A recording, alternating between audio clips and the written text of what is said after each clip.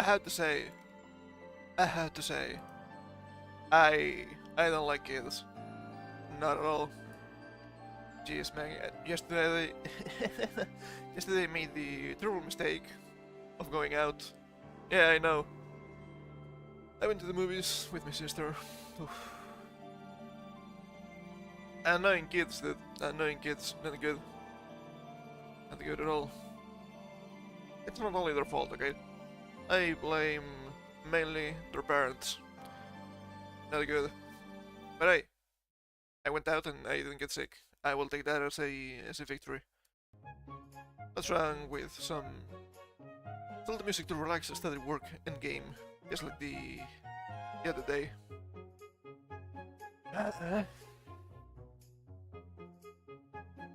I slept terribly yesterday too. I don't know why. Like, I don't know, what was that? 3 hours of sleep total. Not good. It was much better, but I'm still suffering a little bit. I'm still suffering a little bit of backlash here. But that is a little bit loud. There we go. Okay, I have a bunch of stuff here today to read. Some are a little bit different than usual, but that's okay. Not everything is doom and gloom. That's fine. Okay, let me check that everything here is running. I'm also I'm gonna try something a little bit different today. Where the fuck is it? There we go. I'm gonna grind a little bit on the side. What I was trying to get last night, I don't remember. Let me see. Probably some legendary, but I don't remember which one. This is all over the place. Oh, I remember. I remember. It was Starless. I'm missing a single medal. I hate that. I hate when that happens. Yeah, let me.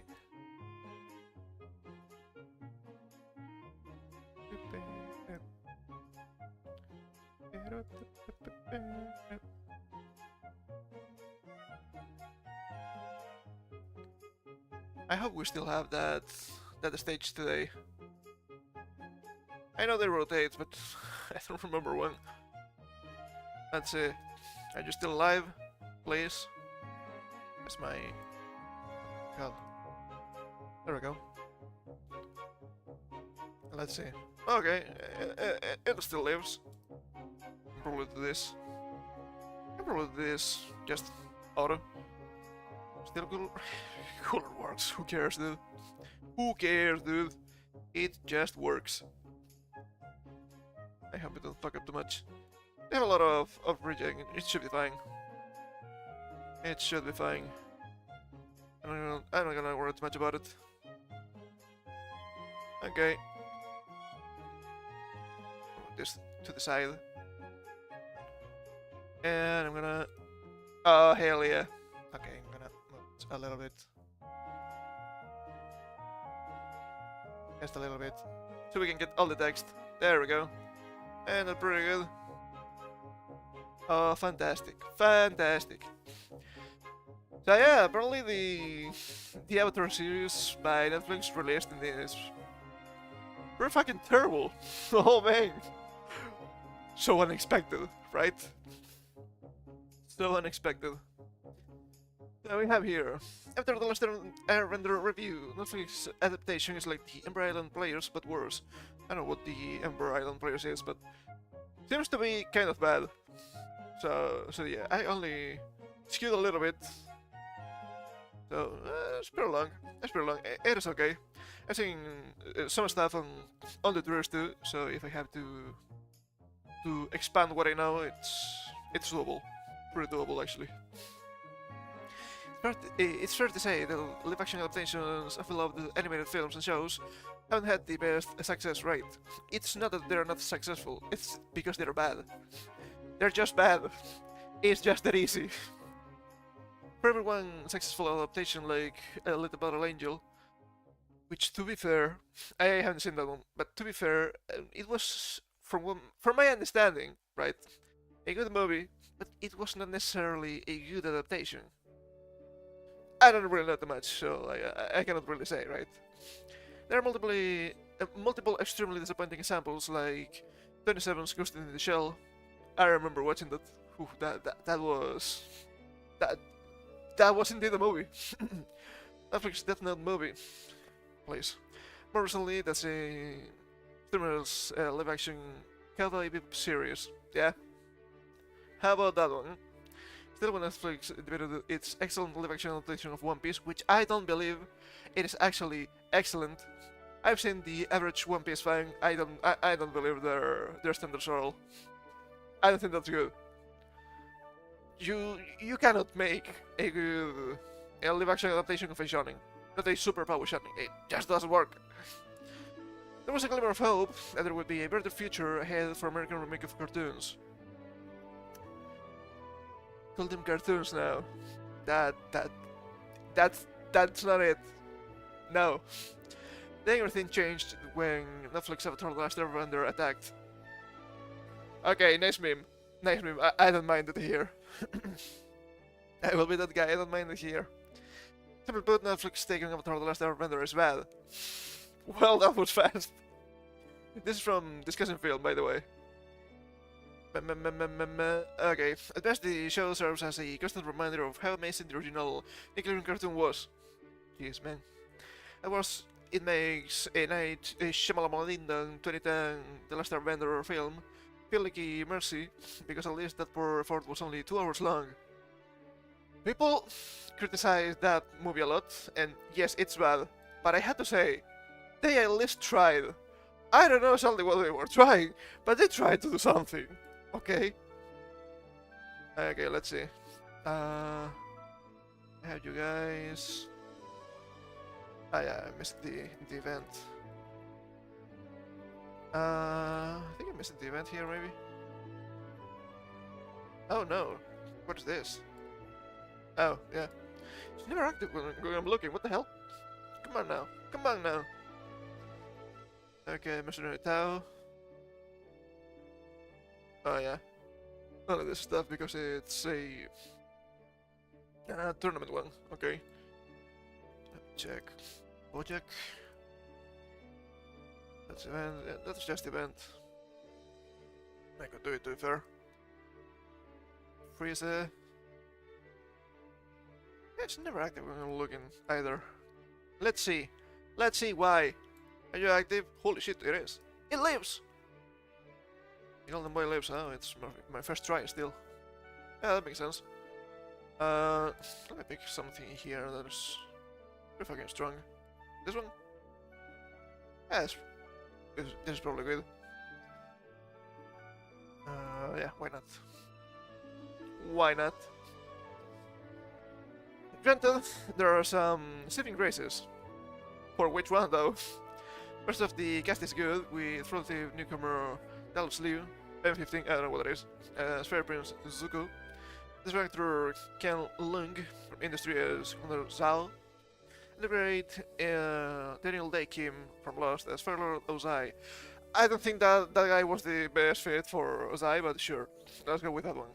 In the premise standouts, yes, the show is very pro Fire Nation, at least in making that the best part of this first season. First season? This shit is getting cancelled. This shit is getting cancelled, my guy. Sorry to tell you that, but that's the truth. And you should know it. Okay, I cannot auto this. It's just the first try, after all. Let me lower my blinders a little bit. There we go. There we go. It's been very rainy lately. It gets dark really fast. And all that stuff. Coronado, Another do like this. Just in case. Not much of a difference. Sure, like that. Additional, the vending visual effects look fantastic, but none of these pros are enough to bring balance to this world. Yeah. It's all just colors and lighting. Just doesn't work. It just doesn't work. I thought the last render is setting a fantasy world where people can bend the four elements, but only the Avatar can master all four together. The Netflix original series opens with a sight that was only alluded to in the original, the moment the Fire Nation decided to start a war on the fellow lands. From the opening minutes, it becomes clear that the live action remake aims to be both a dark and violent fantasy epic for the post Game of Thrones crowd, which it fails completely, I am pretty sure, because you're gonna compare Game of Thrones to the fucking last Airbender. Doesn't make any fucking sense. But yeah, that thing gets my mouse too. It's okay. Oh, look at that. Well, that was scuffed, actually. That's fine. Also trying to capture the Celine Grustoni fang of the source material. However, the balancing act of swords never fully clicks in the 8th episode of the season. Oh, yeah, I mean, you cannot really mix dark and violent fantasy epic and Celine Grustoni fang that easily. Not nowadays, they're a bunch of clowns after all. Our protagonist is not just any hero's journey archetype, but Aang, Gordon Cormier. I don't know who that is. About this. Okay, that works, I guess.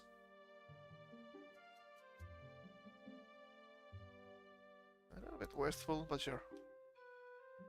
The current incarnation of the Avatar, a mental warrior and a spiritual leader who happens to be a 12-year-old kid whose mission is to stop a 100-year-old war and bring balance to the world on the brink of destruction. He is far more than an orphan, he is the last member of his entire culture. The titular Last Airbender. Well, yeah, that is true. Netflix The Last Airbender tries to age up the story by bringing a sense of urgency and maturity to the stakes, constantly reminding us of Aang's failure to stop the conflict before it began. It's been trapped in ice for the past century. Okay, that's still true. Making implicit deaths graphically explicit and showing us the psychological toll war has taken on the universe as a whole. Okay, on this universe, that's fine. If it was the universe, that would be clown behavior. But yeah, I don't think you need to be that explicit. If the original wasn't, you don't need to change that. I'm gonna be that guy. My god, you powered down. What the hell's wrong with you? Kiro. Here's with the super attack. Skills work, that's funny. And then there are some interesting results from Netflix's approach, with the season able to make explicit what the children's cartoon couldn't. Maybe they didn't want to. It's not a could, maybe they didn't want to, okay? Jeez, man, jeez. It's not that difficult to understand. The fear of war and genocide and use of occupation weigh heavily on the characters we meet along the way. Particularly Anne's companions, the Warbender Katara, Hia Wen-tyo, and her brother Sokka, Aang Owsley, who was left to protect his village with all the men left for battle. The problem is that the show can fully commit to a single tone, just when it's about to make a poignant observation about the cost of war. It reminds the audience that it is still based on a cartoon, introducing a same wacko character that feels out of place in this otherwise more adult adaptation. I'm looking at you, Boomy. Butker and Butker. I'm so bad with his names. I'm butchering all of them, and I don't give a fuck. I'm gonna be that guy, I don't care. We can probably auto this. Seems pretty easy. Not the high HP. The thing is, it's current year. It's current year, so when you see stuff of the genocide, use of occupation, the cost of war that's mentioned here, to me it just feels like the message, right? Ooh, guys, did you know that war is bad? Guys, did you know that colonizers are bad? Wow, impressive. That's creative bankruptcy, as they say. And people are fucking tired of that, let's be real. Anyway, let's keep reading a little bit. Netflix Avatar, the Last Airbender, tries to have it both ways, yet it never finds a way to compromise its opposing views of what this show should be or what its target audience even is. Because they don't fucking know! They don't know what they are doing, it's so sad! It's so sad and pathetic, Come on, man. We just want good adaptations. I don't understand this. Oh, it has to be more adult. I found some people mentioning that on Twitter, and they might be onto something here, right? It was like they had to make it more adult because they're trying to justify the series as a whole. Because yeah, it is a cartoon, it is for children. That happens too, even nowadays with anime, right? It's like, yeah, but that is not true. That is not true. That being 2D animation doesn't mean it's for children, right? Do I have to mention the obvious hentai? Come on now. Come on now. Don't be silly. Jesus Christ. Of course, every attention has to make some changes. Ah, they're being apologetic now. So silly. That is not inherently a bad thing. If this was made in good faith, yes, I could agree. I don't think that's the case. It's so sad. In fact, some of the changes in the Netflix series work wonderfully. Do they? I'm quite curious. Not gonna lie. Like how the show expands the rules of Aang's past lives, as well as Zuko's quest to hunt the next Avatar and his exile from his homeland. I've seen people pitching a little bit about what they did to Kyoshi, so I don't think it is. I don't think it is. I haven't seen this thing, and I will not lower myself to that point. Where are we? There we go. Dallas Liu gives the standout performance of Season 1 by far. I mean, if the other is good, sure. I'm not saying everything is bad. But the whole series is probably pretty fucking awful. Like, I'm pretty low stamina. I want to have a buffer for the reset. The sea battle here. No sea battle. Careful. I don't know what even do I have to use here. I'm looking. Agility and tournament participants. Okay. Let's see then. I'm gonna mark where I am if I forget.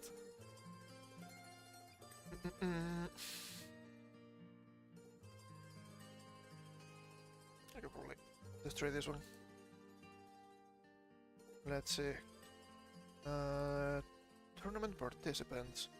I think there's a new category. I think we have a leader for that. I might need to check it out, actually. Let's see. Underside tournament participants. Let's see. Or the latest. Oh yeah, it's just 17 and 18, the new ones. So that makes sense.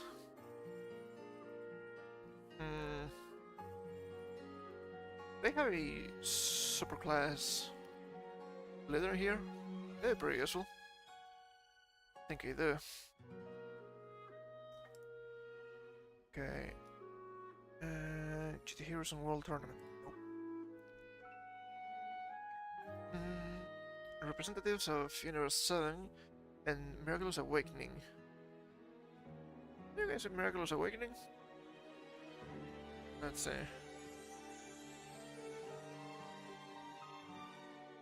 No, they are not. They are not. They're in rapid growth. That makes sense, too, I guess. Full power, that makes sense too, I guess. Let's see, how about you? Representatives of Universe 7, fuck. Oh, come back. Jesus Christ. Don't you guys have a Universal Survival Saga letter here? Please. Oh, the struggle join the forces. Oh, that's not what I'm looking for. A 6 transformation boost. Fuck. Dual shield. Curling. Universe 7 steel. Fuck me! Come on, boy! I guess I could use the agility cauliflower. It's only 80%, that is pretty low. This is standards at least. I guess family get me in my head now.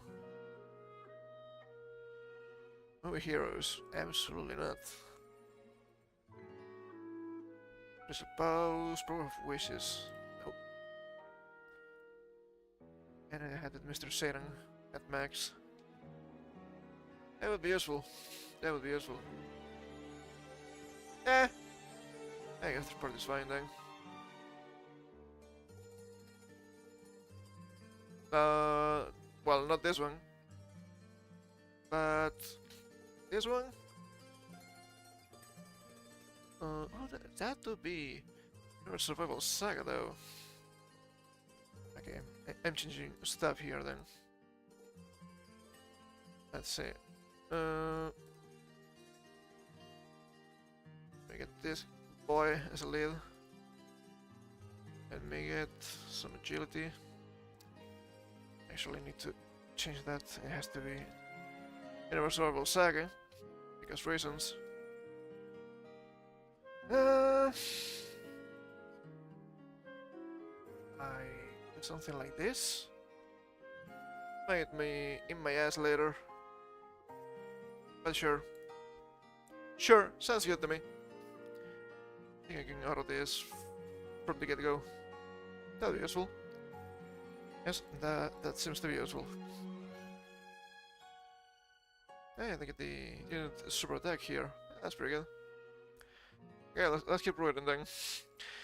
Here it only captures the essence of the source material, and then even sounds exactly like voice actor Dante Basco. That's pretty good then. Also takes advantage of the live-action format to give Zuko just expressions that communicate more than just the voice ever could, and make the character his own. Okay, but the characters, even if they're animated, they have expressions. What do you mean by this? Jesus Christ, dude. I don't think they understand the medium, like, at all. So bad. So bad. I guess they're trying to praise this guy for being a really good actor. I'm not saying he's not, right? But this ain't the way, in my opinion. You are supposed to be good at this. I don't think you guys are. So sad. Prince Zuko gains the bonus from the show's writing. We think he spent a look at his rivalry with the human whistle commander Zhao, Qian Lung, as well as his relationships with his uncle Iroh, Paul Sung-hyun Lee, and his father Ozai. I'm going to stop reading the fucking actors' names, because I'm gonna butcher every single one of them. I guess when it comes to considering the 20-episode book 1 of the original series into only 8 episodes, so much is lost. Well, that's gonna happen. That's gonna happen. Netflix Avatar The Last Airbender suffers from the same issue as Disney Plus's recent Percy Jackson adaptation, in that the characters are too far ahead of the story. And so much of the meat of the source material getting cut that the plot developments come across as way too convenient. Pacing. Pacing is important. I shouldn't need to say this, but pacing do be important, dude. The showrunners don't even know how to run a show. We read about this the other day, a couple of weeks ago, how I don't remember if it was the producer or the director was like, oh yeah, my daughter is on board with this, but my son, who is a fan, doesn't like it. It's like, you think? I wonder why. I wonder why. So silly. Yet I tend to skip all the side missions and get straight to the point, but also wanting to include every single character and moment fans if they don't like. Okay, I should read everything. After the Lost Airbender spacing varies widely between nothing happening or too much happening in the span of an entire episode. Wasn't that what was people complaining about The Walking Dead back in the day? I think so. Every character that matters to the story repeatedly converges in the same place at the same time by pure coincidence. What a coinky-dunk. The result distorts the character's arc and individual growth. Erlen Cormier's Aang suffers the most from this. Shit! Not a surprise, though. with the young Ernoma spending less time being a kid, struggling with his huge responsibility, and more time simply listening to others as they monologue advice and lessons at him. Yeah, that's gonna happen. So sad. Likewise, the arcs for Sokka and Katara are heavily simplified. Yeah, we know that. We know that. No, Sokka cannot be a piece of shit from the get-go. He has to respect whamming, you know? The message. So sad.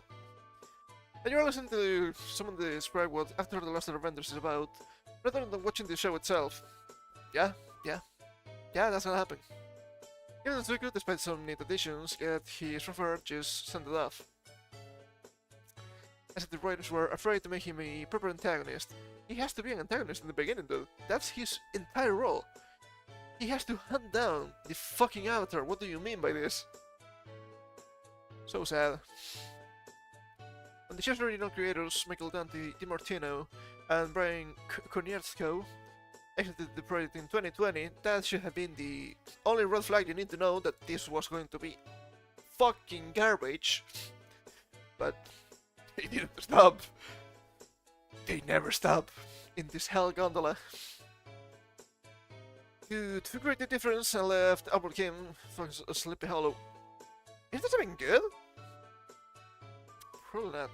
As the sole showrunner, many fans were worried. Were they wrong though? I don't think they were. With good reason. Thank you.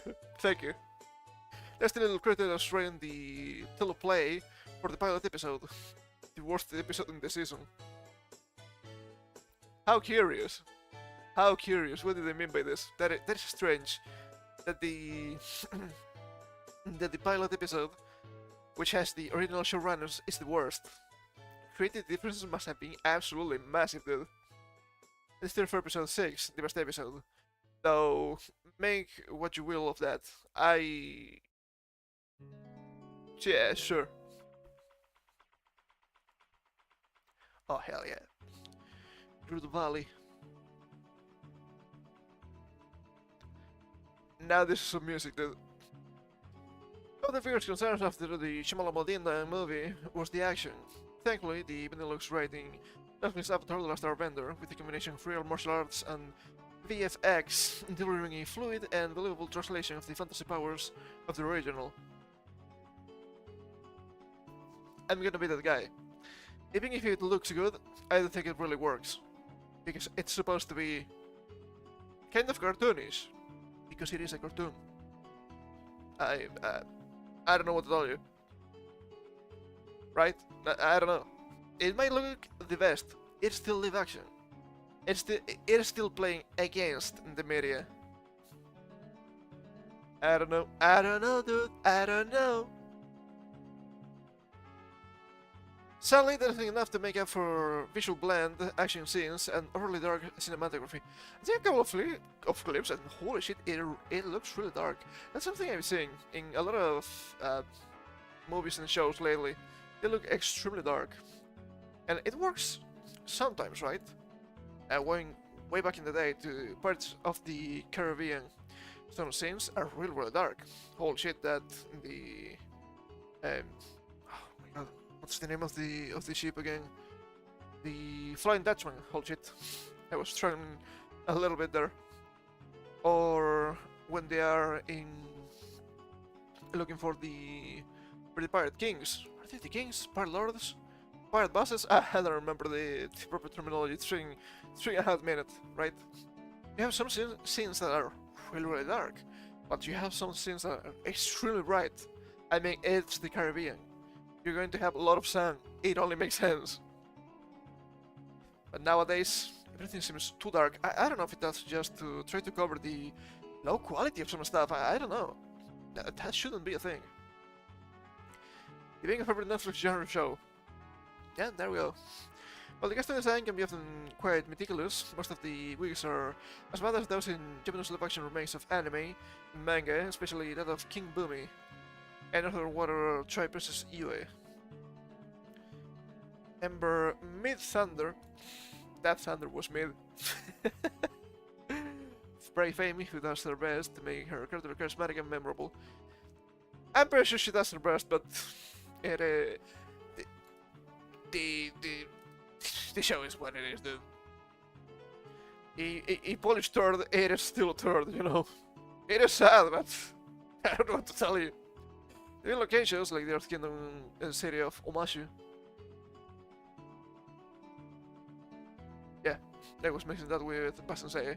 They didn't say the most important or the capital, so yeah, it was me, I go there. The capital of the Far Nation and the Northern Water Tribe look stellar, shouldn't be stellar with an A, I don't know. Through BFX, the same goes for creatures like Ang's Flying Sky Bison Appa, his winged Lemur Momo, and Jung, the Bounty Hunter's Shushu Beast. I can remember that. However, most of the virtual volume-like sets are painfully bland. That happens. These constant and inconsistent quality sets don't fix up the roster render pack at every turn, failing to both stand on its own and probably honor the original animated series. This feels like a show made by an algorithm catered to the kind of fans that hate filler, inside distressing animation, and hates when characters make jokes.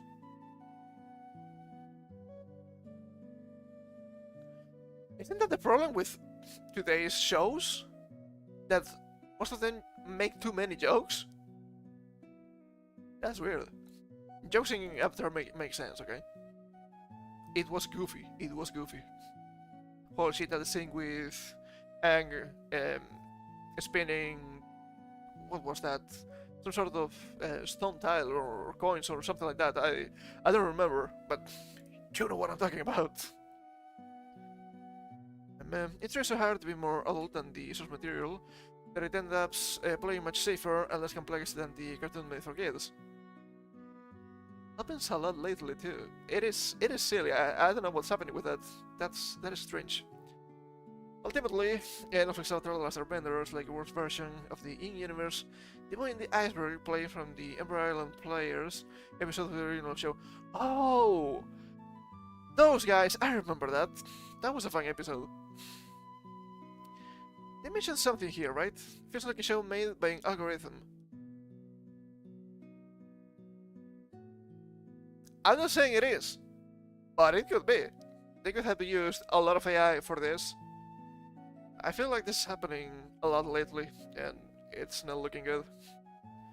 They did mention some of the stuff I'm saying in the True Machine, but I don't have the links on me, but you can probably look that up. There was some stuff about the Tunnel of Love, and instead of Aang and Katara going together, it was Katara and Sokka, and people were like, "Oh, this is the Game of Thrones part." What? Nah, not good. Apparently, Aang can also fly without the glider.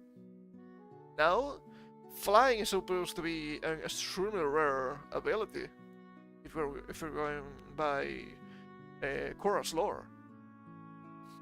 And if they mentioned that in the original, I don't know, man. I don't know. Apparently, Ozai and Uzuli's relationship is completely different too. What were they thinking? I don't know. I have no idea, dude. And yeah, I was talking to some friends and I was like, yeah, this is trash, just as I expected. And I was like, yeah, don't worry, you'll have the usual consumers being like, oh man, it's so good, it's so good, man, what the hell? I had one guy, which is Runtime IQ, that poor guy, that poor fool, he's not gonna make it. He was like, well, I don't know what you're talking about, I'm watching it. It's good. It's just like the original. And I didn't say anything, but it was like, yeah, you stupid bitch are the consumer I'm talking about. The mess. Yeah. He wouldn't know how he will feel if he didn't have breakfast this morning. Anyway, I found a different stuff too, which links a little bit with this, right? Because it was pretty cool when Sokka had the what was the name again? Galactic sword. I don't remember. The sword made from meteorite. That was cool. That was cool. And I found this strange metal from beyond our world found in ancient treasure stash. I found just this today. Actually, this is from yesterday, so it makes sense. It was like, holy shit, this is cool, dude. I really like when I get articles like this in my feed. Really fun stuff. Amidst the cache of glittering golden treasures from the Ivory and Bronze Age, a pair of corroded objects might be the most precious of all. A tall bracelet and a rusted hollow hemisphere decorated with gold are forged.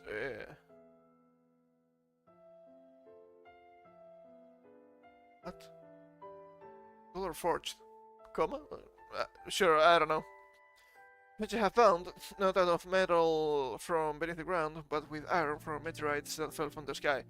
That's so cool, dude! That's so cool! I always liked that idea of having, even in RPGs, right? Getting metal from a falling star just to make some sort of magical equipment. That is so cool, dude! So fun. Discovery led by now retired head of conservation at the National Archaeological Museum in Spain, Salvador Rivera Lawrence. I'm trying here, please understand. Suggests that metalworking technology and techniques were far more advanced than we thought in Iberia more than 3 years ago. 3,000 years ago! 3 years ago, what did I mean by this?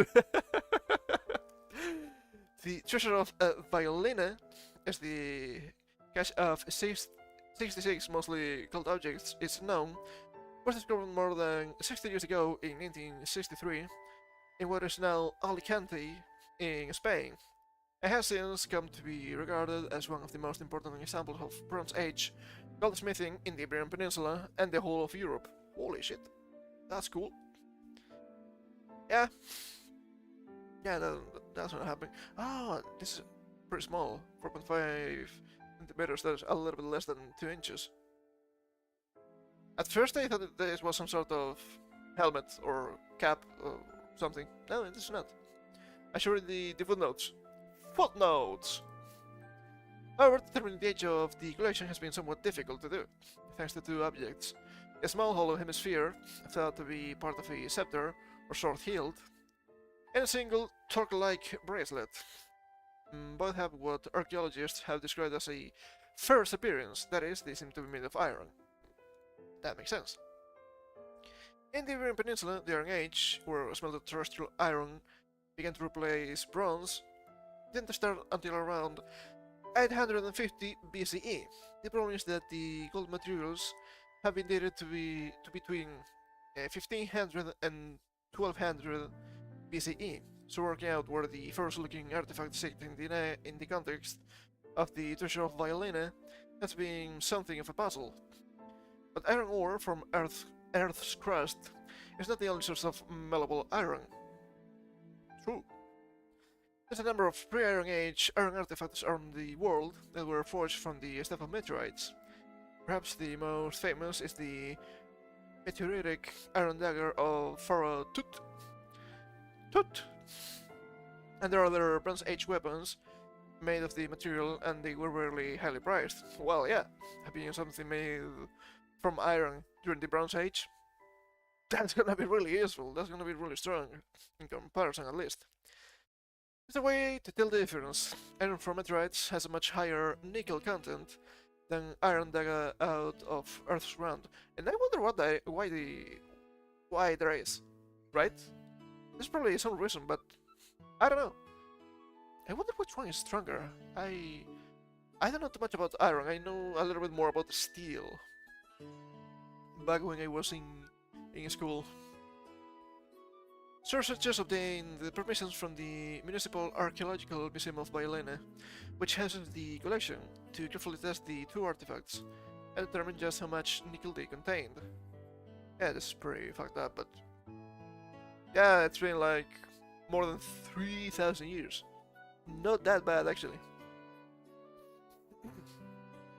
They carefully took samples of both artifacts and subjected the material to mass spectrometry to determine their composition.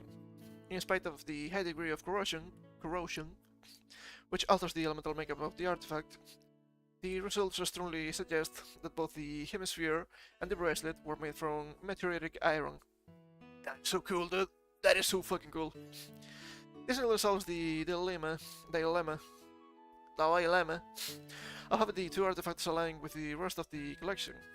They were made around the same period, dating back to around 1400 to 1200 BC.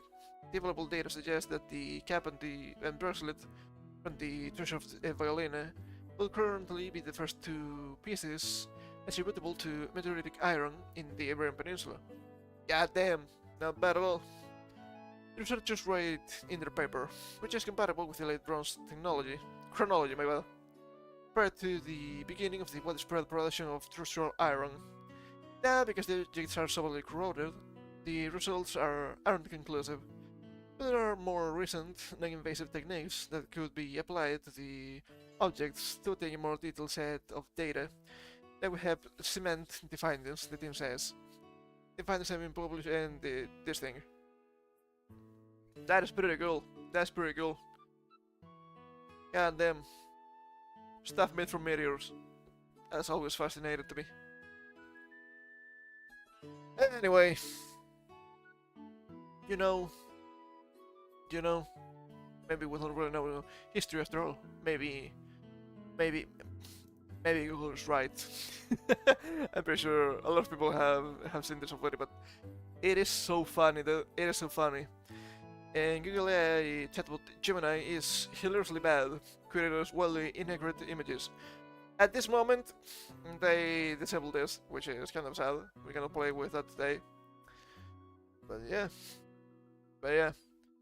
they were doing some stuff with this, and holy shit, it was pretty funny to see that on the Twitter. Here we have an article by Niche Gamer. That is the thing. That is the thing. Let me tell you. But first, I need to blow my nose. It is humid as fuck. You know how it is. Give me a second, please.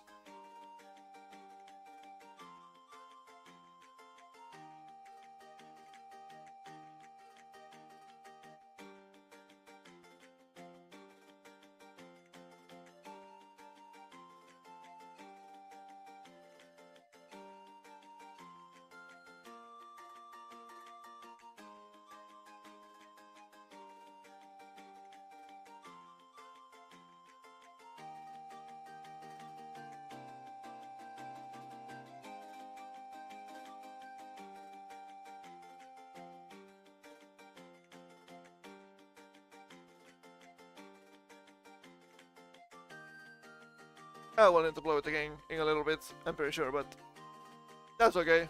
That's okay. I'm gonna have a drink too.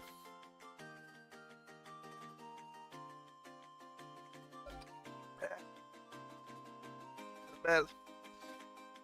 Not bad. Oh, 15 already. Yes, that's pretty good. That's pretty good. Google's new AI chatbot Gemini is being lambasted almost universally on social media for its hilariously bad attempts at portraying various aspects of human history and culture. It is pretty fucking bad. Various commentators on social media tried and repeatedly failed to get Gemini to create any portrayal of historical or cultural white Caucasian people, like the founding fathers of the United States. Come on, man. You don't know our boy here, George Washington. I don't know what you're talking about, my man. This is prime American here. This is prime British genotype. When you're sort of curious with the AI, with the Founding Fathers in 1789, it responded with images of black and Native Americans signing what appears to be the US Constitution, with the aesthetic features diverse individuals embodying the spirit of the Founding Fathers. What a strange thing to say. Here we have the examples. Yeah. This is the Congress I remember. What the hell? Here's a full look at what the Google Gemini thinks George Washington would look like. I mean, sure, why not? Many users tried to get Google Gemini to create images depicting the Pope, the Lord of the Catholic Church.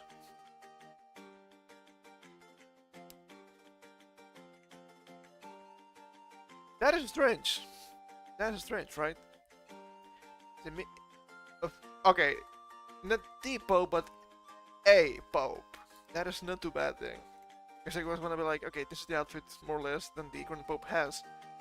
This is not even a guy. What is happening?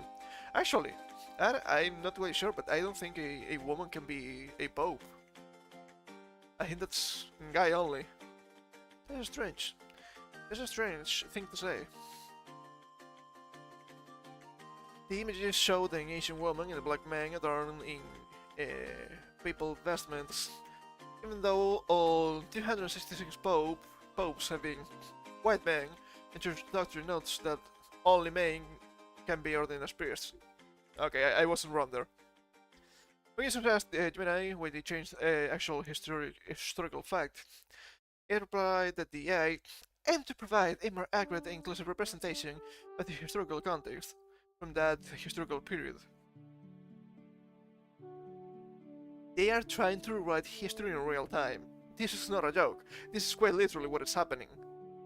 And people are only catching up because it's too obvious and too fast. What the fuck do you mean? Aim to provide a more accurate and inclusive representation of the historical context. If it's more accurate, it cannot be inclusive representation. That is not a thing. That is not a thing. Because representation is always shoehorned. Okay? This doesn't make no sense to me, dude. Well, it makes sense to me. They're lying. Okay, they're just fucking lying. It's just that easy. But don't be fools, okay? Don't be fooled by this. This is obvious what they're trying to do. This is, I've seen some more stuff about this, so I can complement this a little bit. I'm lacking in links here, but yeah. Where are we? Early releases of generative AI artwork or imagery were largely unfettered and unrestricted. How curious! How curious, right? Even though such technology has only become widely available in the past few years. Other hilarious and nonsensical examples of bad images produced by Google Gemini include female hockey players, the NHL league is entirely male, or non-white depictions of a medieval king of England, seen below. Google Gemini bends over backwards to be inclusive. An image of a medieval king of England. Okay. This guy could be an English king. Not the rest though. We have here Mohammed. We have here I don't even know a stereotypical black woman name. What can I say? Yaquesha? I don't know. They have so those names are strange to me. Okay, I'm not American enough for that. And we have here Sitting Bull, apparently. I guess just to be a little bit fair to the machine, which I shouldn't need to, but I'm trying to be a little bit impartial here. Probably is reading king as monarch. So getting a queen instead of a king, I don't think it's that big of a deal, right? It's just semantics. It's just semantics.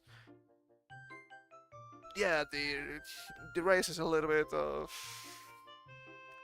a little bit of a problem here, right? For representative images of NHL hockey players. Representative images of NHL hockey players. Oh, holy shit! Yeah, the masks are fucked up. Okay, a little bit here with the AI generation. Not only a woman, but also a quote-unquote minority.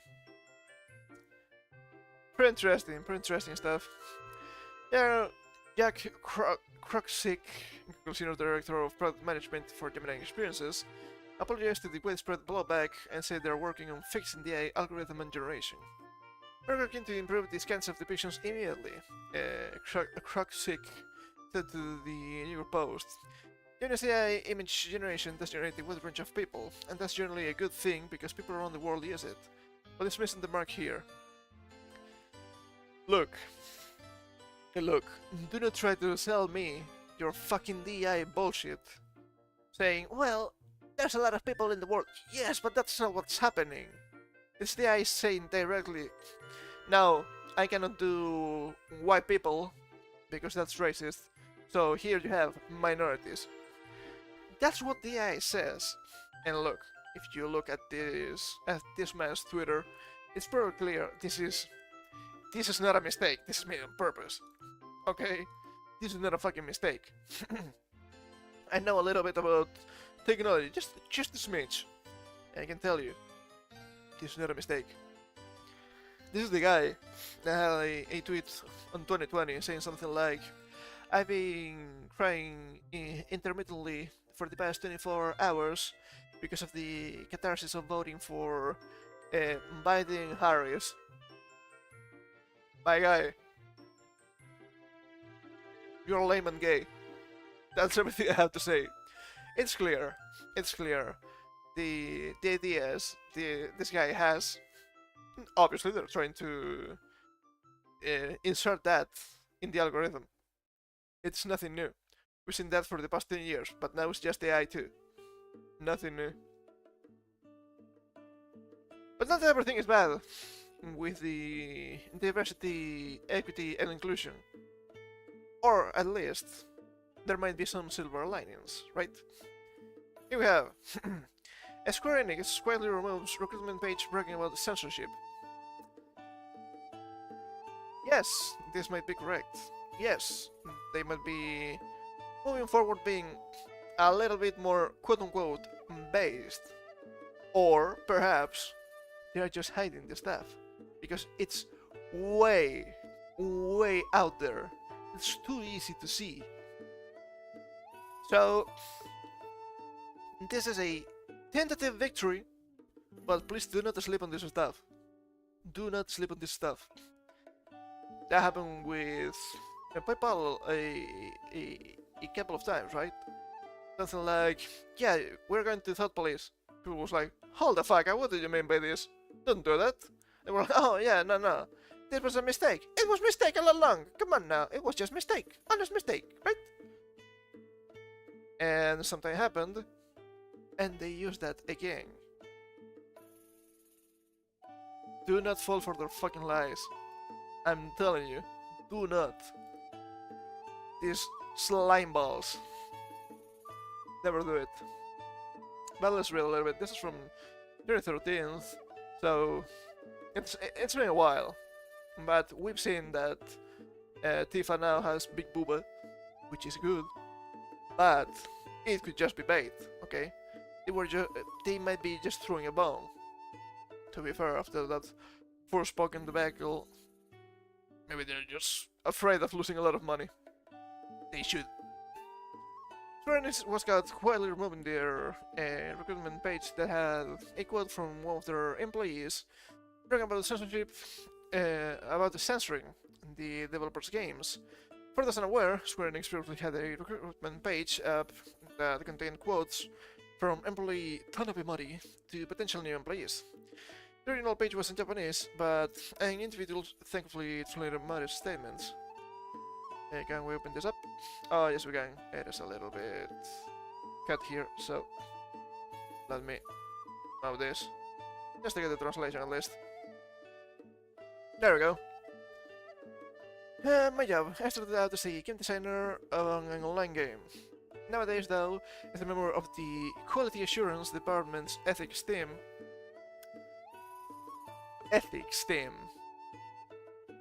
I've seen mentions of this for quite a while already. No, this is the Ministry of Truth. Make no mistake about it. I do a content check for all of the company status. More precisely, I look at scenario, art, and all other aspects of a game to see if there's anything discriminatory, biased, or offensive. I'm gonna be that guy. Discriminatory, biased, or offensive. It is a game. It is fiction. It's fine. Okay? It is fine. It's fine to explore those themes in a controlled way.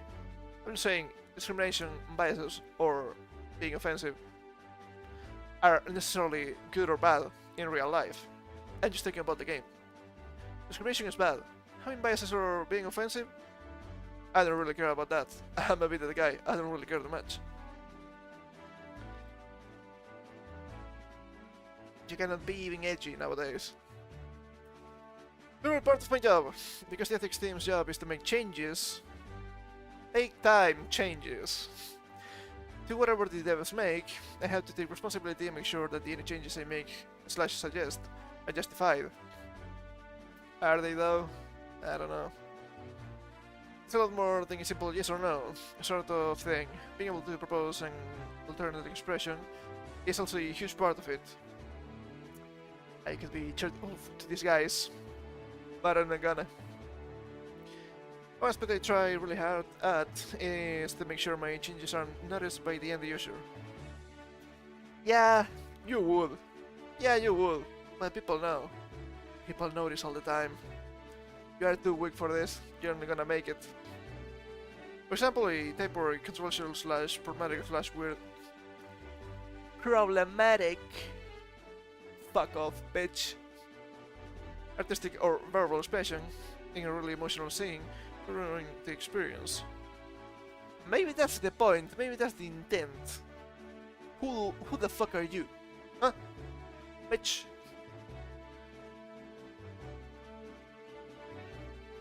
What? I minimized it without... instead of bringing the screen to the front. If I'm not noticing my changes means that I've done my job right. You slime ball. Yeah, you would.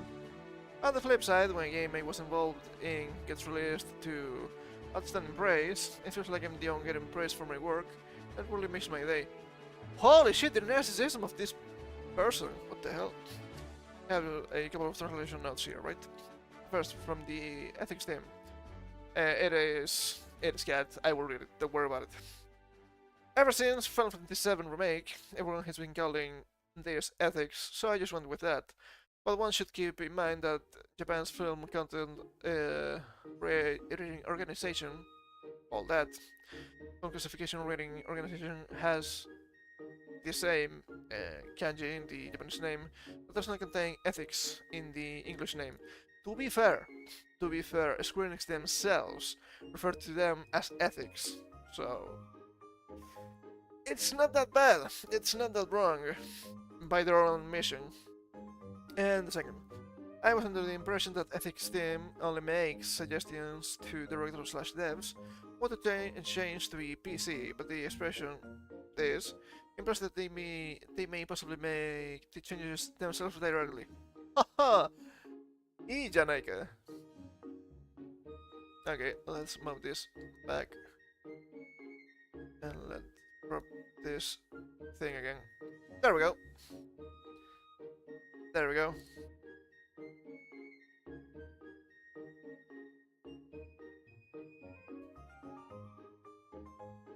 But yeah, I think the guys at the Square Enix were caught with their pants down. Too bad. Too bad. It's not bad at all, actually. The page containing the squads has since been removed. The third reason behind the page's removal has not been officially stated. The web page has also been archived. As you should. Archive fucking everything, dude. Square Enix has been known to contain an ethics department. Yes, and it was believed this department was responsible for suggesting the tightening of Tifa's chest in Final Fantasy VII Remake. Similarly, the same game took modern sensibilities into account in regards to the Honeybee Inn. Yeah, and the new one came out, and we have Big Booba Tifa in a bikini. That's pretty good. That's pretty good. That's what it should be. So yeah, sometimes we have some news, some good news, I should say, with them video games, and that's pretty good. Also, something that caught me quite off guard the other day with the Nintendo Direct. Monster Hunter Stories Remaster announced. What the hell? I did not expect that one, to be fair. I think it should be the trailer just in case. They're probably gonna slap my ass. Capcom has announced a Monster Hunter Stories Remaster for modern platforms that's launching this year. The new Monster Hunter Stories Remaster is launching sometime this summer for Windows PC, via Steam, and Nintendo Switch and PlayStation 4. Xbox Bros always losing. The real Monster Hunter Stories was released for the 3DS back in 2016. Holy shit. It was only ported to smartphones. It's around done, and the new remaster plus a real trailer. We're on a journey into a colorful world where mighty monsters roam and people make a living by hunting them. Nestled with this land lies a hidden village where the locals follow a different set of customs. Here, monster riders form bonds with monsters instead of hunting them. Unlike hunters, riders forge bonds and harness the power of kinship stones, allowing them to explore the vast and exhilarating realm together. Fight together in thrilling battles, hatch musty eggs, and customize your companion to suit your style. I played, it's pretty good, but holy shit, I was so annoyed that we never got the all the updates in the West did. We were missing a bunch of content. That was so bad.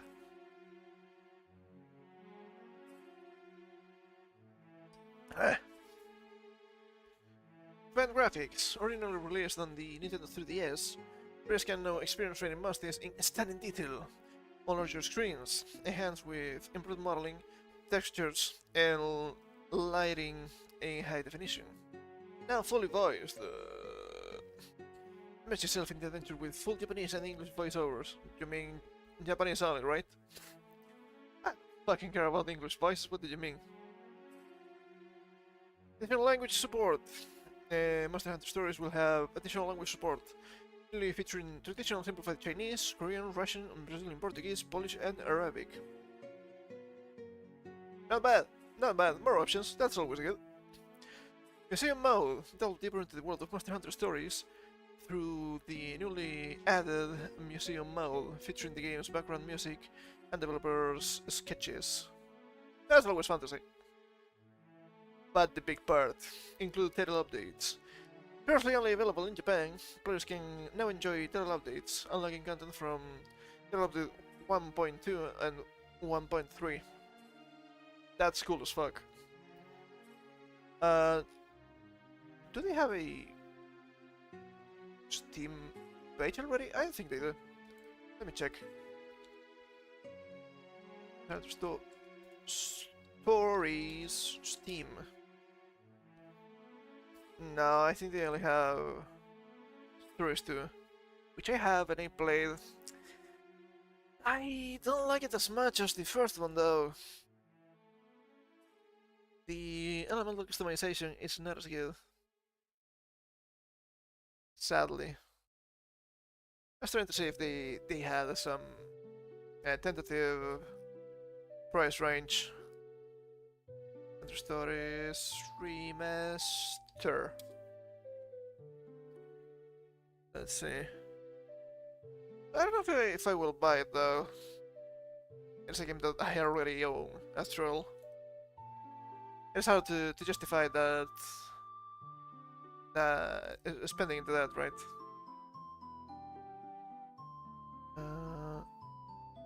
Yeah, Capcom here. Let's see. No, they don't have links for this. Not yet. Not yet. I hope they bring something from 2 to Stories 1, and that is when you customize with genes, you can pick the slot where to put it instead of having to be the same slot. That was huge in Stories 2. Probably one of the best changes.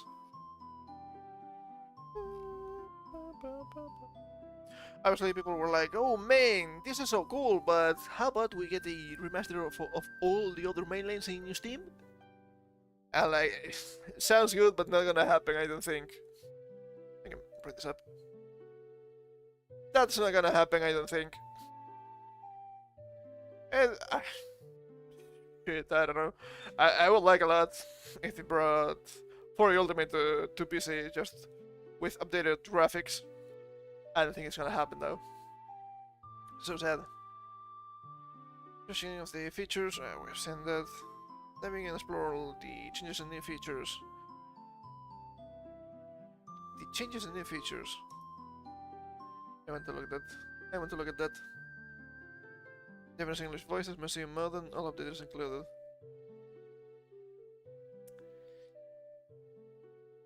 And now.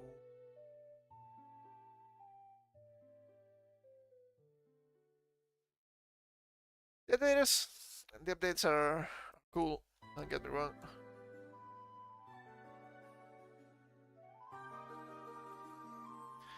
That's very cool. All the updates to the game from the very start, including monsters to Astra, Shoulder and Rejang, looking counter like Third Evolution, and themed parts to your character.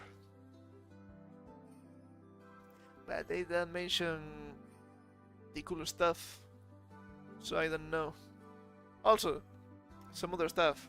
I remember there were some whatchamacallit.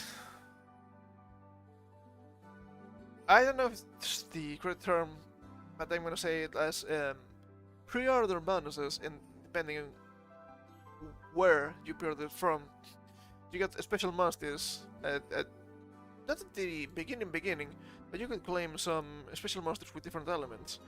I remember one of them was a Dragon element Tigris, I'm pretty sure. I can probably look that up. That was cool. I guess those would be added as just downloadable content for free. It better be free. It better be free, dude.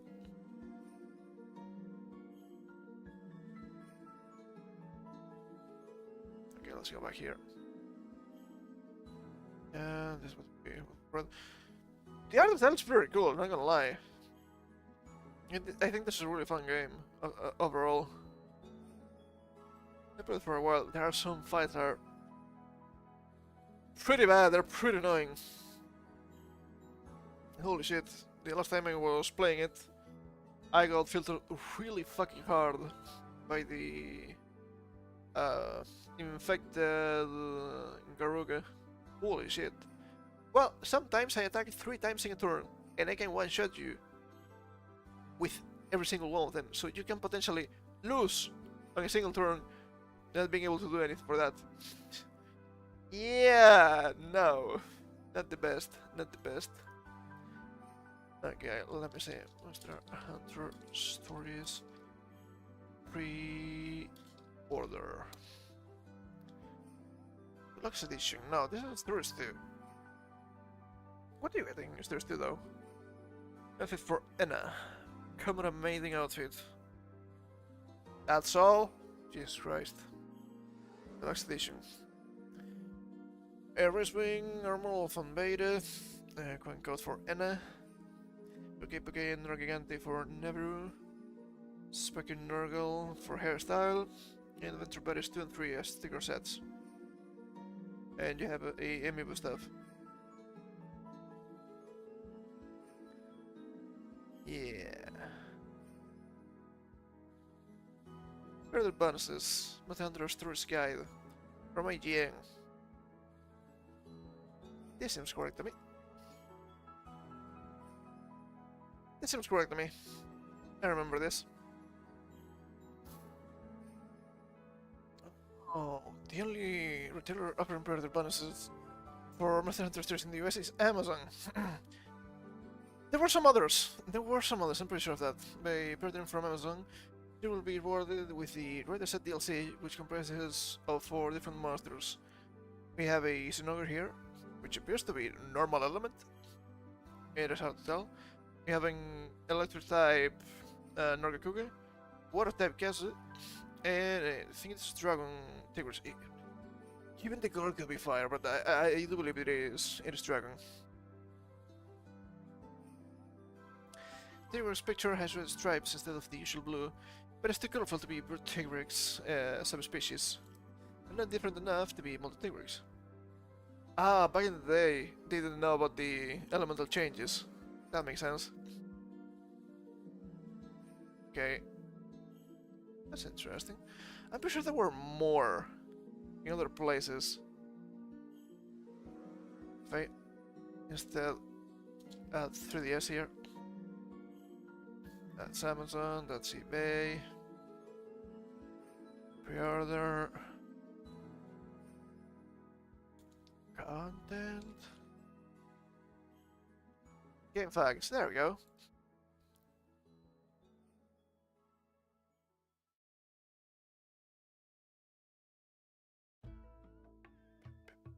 Oh.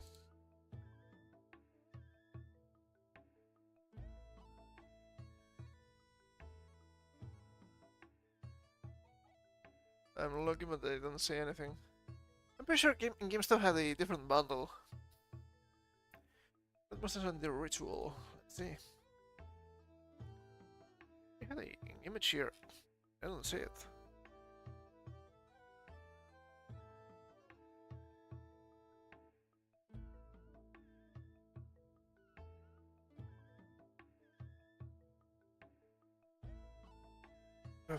You mean Shaq, really?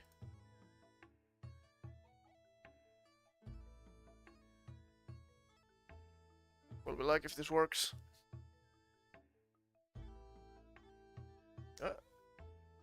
It works, but it's sell in German. That's pretty useless to me. Oh, they didn't give you the mustard, they give you the eggs, apparently. Okay.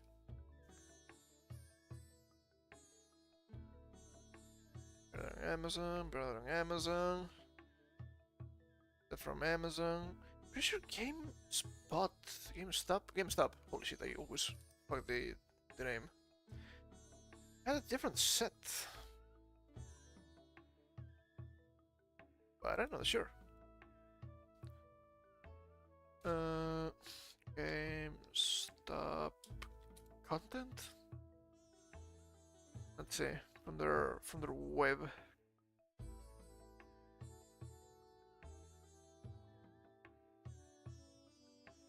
No. Yep, we can buy it for 40 bucks. I bought that new for 32 bucks.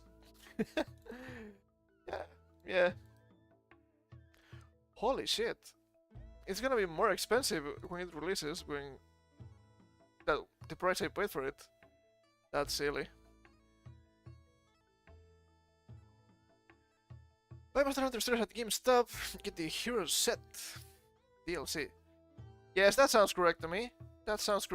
I wasn't wrong. Monster Hunter Rider Set DLC with pre-orders of Monster Hunter Stories. GameStop is doing something similar. If you buy Monster Hunter Stories, you'll GameStop you'll receive the Hero Set DLC. Rathalos, Lagaia Cruise, Brachidis and Crewpecker are included. The offer is valid in store and online. I think they are just regular element. The Lagaia Cruise could be water, maybe. Hard to tell. It doesn't change a whole lot. I fucking knew it. I'm fucking invincible. But yeah, it could be fun. To be fair, being on PC, they will probably get more players. We may actually get some online play. There was a bunch of quests or events or whatever. That was pretty much, oh yeah, you can do this, you can do that, you can farm, I don't know. A good example of that was the Levinos, I'm pretty sure. You could farm Levinos eggs. And they're like, oh, that's pretty cool. You have to play multiplayer. Uh, Not a lot of people play that. I remember there were some peeps trying to create some sort of metagame for PvP. I don't think it worked, actually. But that's gonna happen. It's not them Pokemons, you know. It is sad. It is sad but true. That stuff happens all the time. So can I? Anyway, I think this is gonna be everything for me today. Also, birthday is coming up soon. I should prepare something. I have some ideas, but I don't know exactly what I will do. Let's try to have some fun though. Let's try to have some silly fun here. I'm dying. Anyway, I'm gonna go. Well, might as well. This is level 29. Might as well try to get to finish level 30 here. We're so close. It would be a shame not to do it.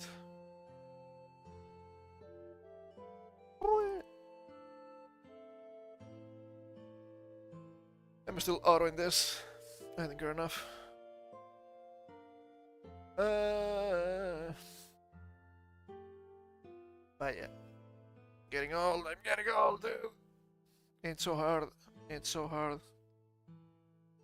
Try to set up waiting rooms and all that stuff with some time, right? And just at the last moment as I usually do.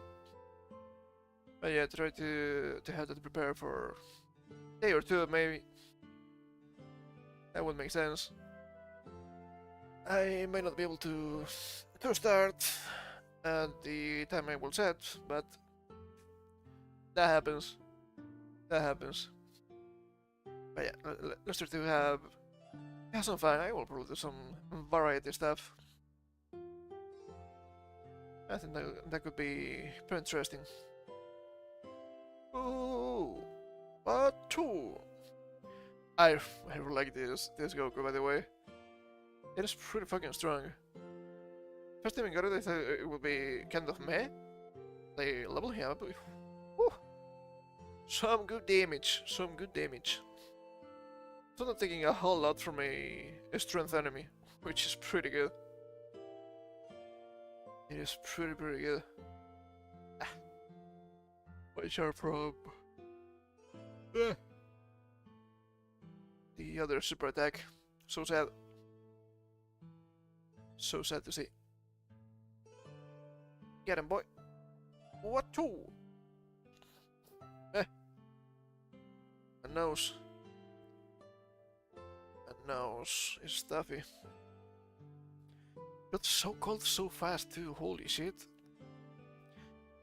We went from spring to borderline summer weather to bitch, you thought this is winter again in like 2 to 3 days, holy shit. Holy shit. It's rough in here. It is rough in here. Let's see if they can do it just in auto. That's why it's actually more stronger even. But it's not one of those that, yeah, you have to run legendary characters too. It's probably fine, it's probably okay-ish. Let's see. Ah, no, wait, I fucked up. No. I wasn't getting hit by agility, it was strength versus strength. I was still neutral. 9k from this. Pretty right, I guess. Ooh, that's a lot of damage, I don't like that. I don't like that, dude. That is not good at all. I might need to manual a little bit. That's okay. Hell yeah, additional. They're just... You are, but holy shit, they are pretty strong. Without... Extreme Z Awakening, even. Not bad at all, dude, not bad at all. Love to see that. Where's the damage? It was an arc crit. Doesn't make sense. Oh, additional! Additional! I love the additionals. Seismic combat. Pretty good. There we go. Achoo! This is for you. I think I get a guaranteed additional against Universe Survival Saga enemies. I don't remember exactly what the characters did. I should, but I never were too much in this game. We did it. We did it. Just oughta. Love to say it. Love to say it, but this is the end of a stage you want to run many times because you have many characters that benefit from it. It's fine though. It's fine. I don't mind it. Let's get the stuff. Well, it loads. Takes a while. 12? Oh. Oh, that's pretty good. Oh, that's a lot. I like it. You maybe don't need to run these several times. The additional ones. Not bad. You did this one too. Special conditions. List 3 super bosses. See. I see. I can probably do it. Such super bosses, really? That's weird. Yeah, I can probably do it with Goku Black and company. That's okay. Yeah, this guy is there.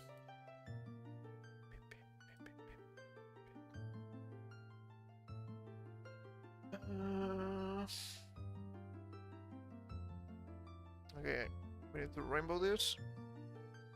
Not that bad. Special condition C. Additional support items. I never use them, so that's again special condition D. Then 5 turns once.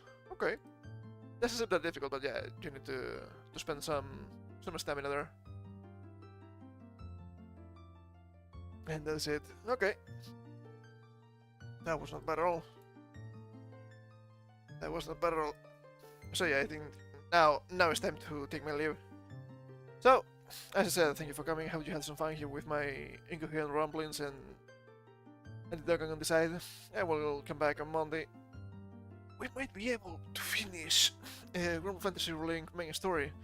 I don't know if I will do all the grind of the post game.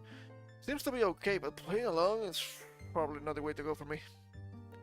We'll see. We'll see about that.